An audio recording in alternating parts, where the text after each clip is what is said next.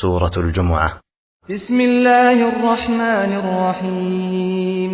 يسبح لله ما في السماوات وما في الأرض الملك القدوس العزيز الحكیم. به نام خداوند بخشنده مهربان و بخشایشگر. آنچه در آسمان ها و آنچه در زمین است همواره تسبیح خدا میگویند. خداوندی که مالک و حاکم است و از هر عیب و نقصی مبراست و عزیز و حکیم است. هو الذي بعث في الأميين رسولا منهم يتلو عليهم آياته ويزكيهم ويعلمهم الكتاب والحكمة وإن كانوا من قبل لفي ضلال مبين.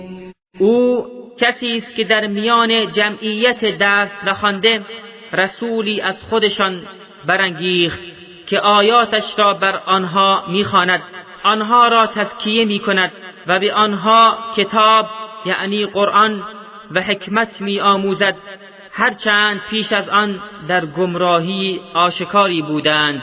و آخرین منهم لما يلحقوا بهم وهو العزیز الحکیم.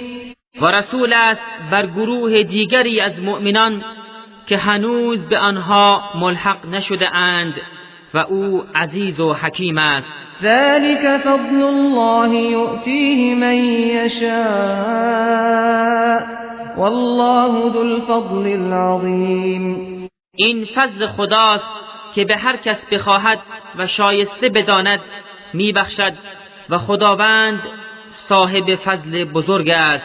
مثل الذين حملوا التوراة ثم لم يحملوها كمثل الحمار يحمل أسفارا بئس مثل القوم الذين كذبوا بآيات الله والله لا يهدي القوم الظالمين. کسانی که مکلف به تورات شدند ولی حق آن را ادا نکردند مانند الاغی هستند که کتابهایی حمل می کنند. گروهی که آیات خدا را انکار کردند مثال بدی دارند و خداوند قوم ستمگر را هدایت نمی کند. قل یا ایها الذین هادوا إن زعمتم أنكم أولياء لله من دون الناس فتمنوا الموت إن كنتم صادقين. بگو ای یهودیان اگر گمان می کنید که فقط شما دوستان خدایید نه سایر مردم، پس آرزوی مرگ کنید اگر راست می گویید. ولا يتمنونه أبدا بما قدمت أيديهم والله عليم بالظالمين. ولی آنان هرگز تمنای مرگ نمی کنند به خاطر اعمالی که از پیش فرستاده اند. خداوند ظالمان را به خوبی می شناسد. قل إن الموت الذي تفرون منه فإنه ملاقيكم ثم تردون إلى عالم الغيب والشهادة فينبئكم بما كنتم تعملون. بگو این مرگی که از آن فرار می کنید سرانجام با شما ملاقات خواهد کرد، سپس به سوی کسی که دانای پنهان و آشکار است بازگردانده می شوید. آنگاه شما را از آنچه انجام می دادید خبر می دهد.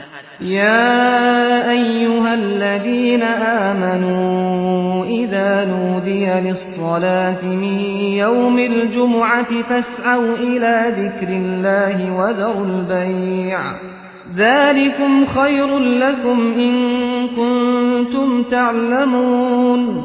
ای کسانی که ایمان آورده اید، هنگامی که برای نماز روز جمعه از آن گفته می شود به سوی ذکر خدا یعنی خطبه و نماز بشتابید و خرید و فروش را رها کنید، این برای شما بهتر است اگر می‌دانستید. فإذا قضيت الصلاة فانتشروا في الأرض وابتغوا من فضل الله واذكروا الله كثيرا لعلكم تفلحون. و هنگامی که نماز پایان گرفت در زمین پراکنده شوید و از فضل خدا بطلبید و خدا را بسیار یاد کنید شاید رستگار شوید. وَإِذَا رَأَوْا تِجَارَةً أَوْ لَهْوًا انفَضُّوا إِلَيْهَا وَتَرَكُوكَ قَائِمًا قُلْ مَا عِندَ اللَّهِ خَيْرٌ مِنَ اللَّهْوِ وَمِنَ التِّجَارَةِ وَاللَّهُ خَيْرُ الرَّازِقِينَ. هنگامی که آنها تجارت یا سرگرمی و لهوی را ببینند پراکنده میشوند و به سوی آن میروند و تو را ایستاده در حالی که خطبه نماز جمعه میخوانی به حال خود رها میکنند.